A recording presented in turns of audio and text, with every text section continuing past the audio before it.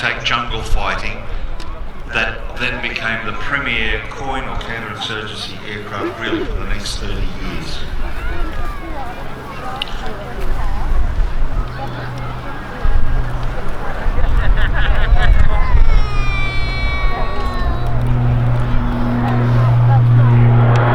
Listen to those turboprops.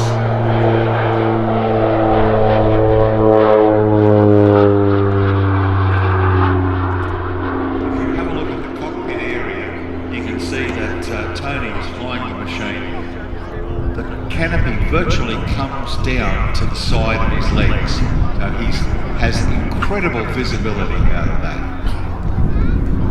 Very simple to maintain aircraft, fitted with North American aviation ejection seats, and could take off and land from carriers, and also amphibious assault ships without the requirement for arrestor wires or a catapult. Very versatile machine.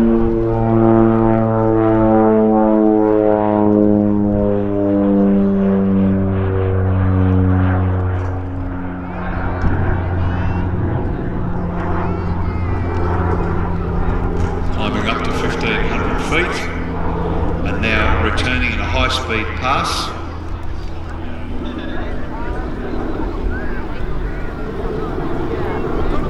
It's quite heavily armed. There were 5 fuselage and sponson hard points. Now if you have a look at the fuselage, underneath you can see 2 little stub wings coming out. They have hard points for ordnance, as well as the wing of the fuselage.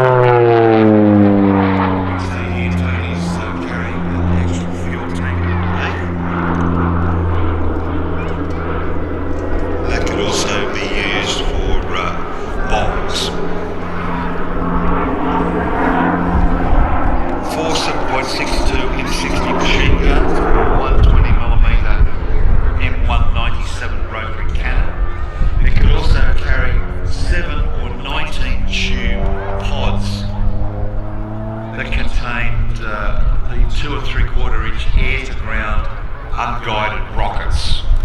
The same universal pods that can be fitted to Huey helicopters, Sky Raiders, or a number of other aircraft.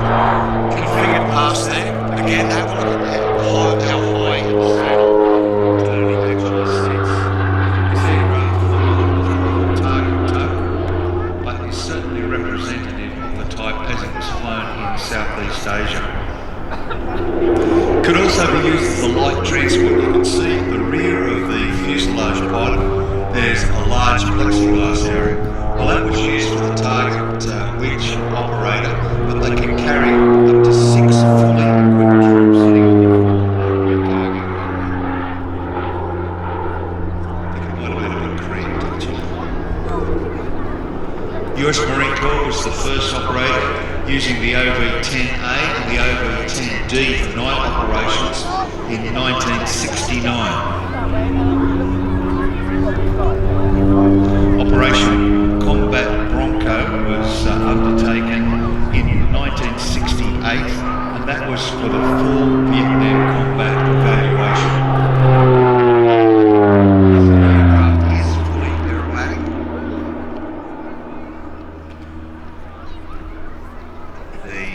Introduction in combat proved highly successful, and from October 1968 it was employed with the 19th, 20th and 23rd Tactical Air Support Squadrons from Bien Hoa, Da Nang and Nakhon Phanom.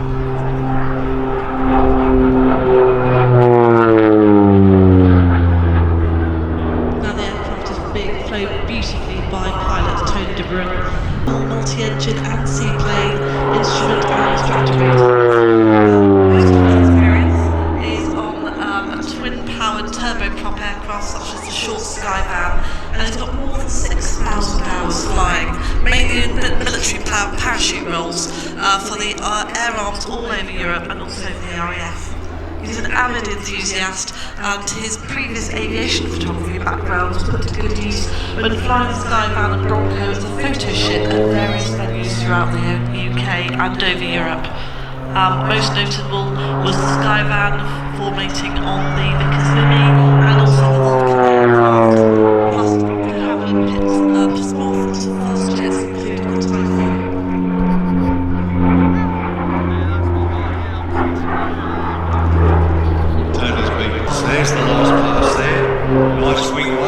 As you can see, very aerobatic.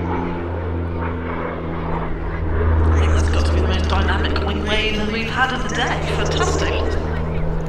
Maybe he's not departing yet, hopefully. In Vietnam, the US Air Force lost 64, the US Marine Corps 10, the US Navy 7. There were 26 Australian, 7 New Zealand pilots that flew with the 19th TAS and also the 20th TAS in the forward air control role. These people were seconded to the US Air Force, and most of them were fast jet pilots. Why would you use a fast jet pilot in an aircraft like this, or even more so in an aircraft like the Cessna Bird Dog? The Cessna OV-10, look at that, that's a Caesar approach. Slowly in the air, down as fast as possible.